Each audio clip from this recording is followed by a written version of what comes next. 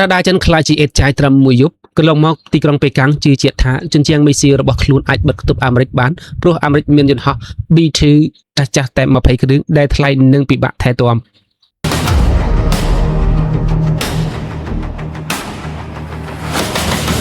អស់រយៈពេលជាច្រើនឆ្នាំមកហើយរដ្ឋាភិបាលទីក្រុងប៉េកាំងតែងតែអបអរសាទរនិងជឿជាក់យ៉ាងមោះមុតថាជនជាងមីស៊ីលដ៏ក្រាស់ឃ្មឹករបស់ពួកគេអាចបិទគប់យន្តហោះទម្លាក់គ្រាប់បែកអាមេរិកមិនឲ្យហោះចូលតំបន់មហាសមុទ្រប៉ាស៊ីហ្វិកជារៀងរហូតចិនបានវិតម្លៃថាអាមេរិកមានត្រឹមតែយន្តហោះ B2 ចាស់ៗចំនួន20គ្រឿងប៉ុណ្ណោះដែលវាមានចំនួនតិចតួចពេកនិងផុយស្រួយពេកមិនអាចធ្វើអ្វីពួកគេបានឡើយ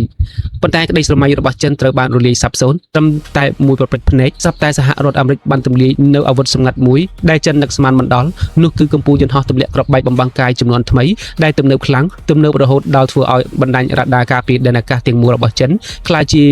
របស់ហ៊ូសម័យនិងប្រើឡើងកើតត្រឹមតែមួយយប់ប៉ុណ្ណោះតើហេតុអ្វីបានជាសម្លេងសើចចំអករបស់ចិនត្រូវស្ងាត់បាត់មាត់ឈឹងនៅវិនាទីដែលពួកគេបានលើកឈ្មោះយន្តហោះ B21 Raider ថ្ងៃនេះយើងនឹងបើកវាំងនន់ទម្លាយ2នាទីដែលភាពច្នៃប្រឌិតរបស់អាមេរិកបានកលាប់ចាក់តុល្យភាពអំណាចពិភពលោកដើម្បីយល់ពីរឿងនេះយើងត្រូវរំលឹកដល់ឆ្នាំ1989បន្តិចសិន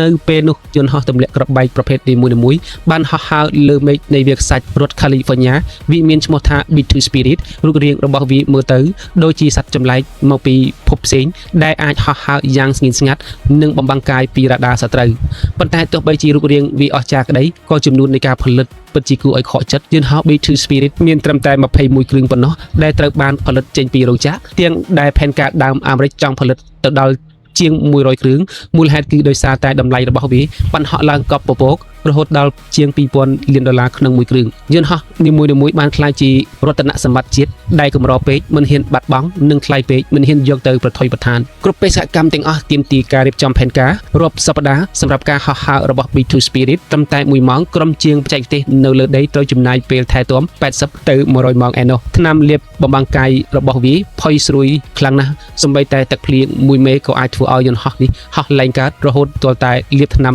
សារជាថ្មីឡើងវិញនៅក្នុងសង្គ្រាមកូសូវូយន្តហោះ B2 Spirit ចំនួន3គ្រឿងហោះហើរបានត្រឹមតែ50ជើងប៉ុណ្ណោះក្នុងរយៈពេល3ខែខណៈយន្តហោះធម្មតាប្រព័ន្ធគ្រឿងផ្សេងទៀតវាយប្រហារបានរាប់សិបពាន់ដងក្នុងសង្គ្រាមអ៊ីរ៉ាក់យន្តហោះ B2 Spirit ភាគច្រើនត្រូវបញ្ជាចោលក្នុងរោងជួសជុលអតីតអ្នកបើកបរយន្តហោះបានរំលឹកពីភាពលំបាកនេះថាពួកគេមិនដែលមានយន្តហោះគ្រប់គ្រាន់សម្រាប់វាយប្រហារគ្រប់គោលដៅនោះទេ B2 Spirit គឺជាស្នាដៃនៃសិល្បៈដ៏អស្ចារ្យប៉ុន្តែវាគ្រាន់តែជារបស់តាំងនៅក្នុងសារៈបន្ទីប៉ុណ្ណោះអាមេរិកត្រូវការយន្តហោះដែលអាចធ្វើសង្គ្រាមបានរាល់ថ្ងៃនិងមានចំនួនច្រើនស្របពេលដែលអាមេរិកកំពុងថ្នាក់ថ្នមយន្តហោះ B2 Spirit ប្រទេសចិនមិនបាននៅស្ងៀមទេពួកគេបានកសាងជញ្ជាំងការពារមួយដុំម្ដង